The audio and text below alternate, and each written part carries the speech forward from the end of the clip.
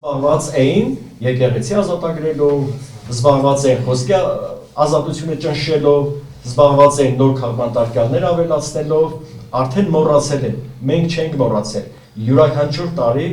մենք մեր հանրությանը հիշեցնելու ենք այս գործերի մասին եւ սպասելու ենք այն օրվան, որ Հայաստանի դատաիրավական համակարգը, դատախազությունը կլինեն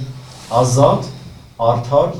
կծառայեն օրենքին եւ հասարակությանը։ Հիմա տրամաբանական հարց է առաջանում։ Այդ անձինք, ովքեր այս զինծառայողների սպանությունները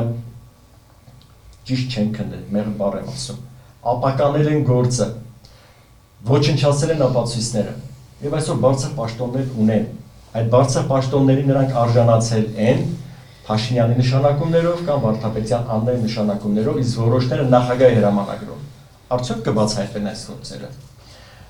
Միևնույնն է, շարունակելու ենք պայքարել, չենք հանձնվելու եւ իլրումն նաեւ նշեմ, որ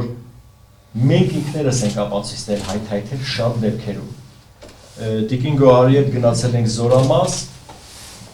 դեպքի վայրը ինքներս ենք զննել եւ պարզել ենք, որ այն դեպքի վայրը, որը 2007 թվականին արձանագրությունը կազմվել է, չի համապատասխանում իրականությանը։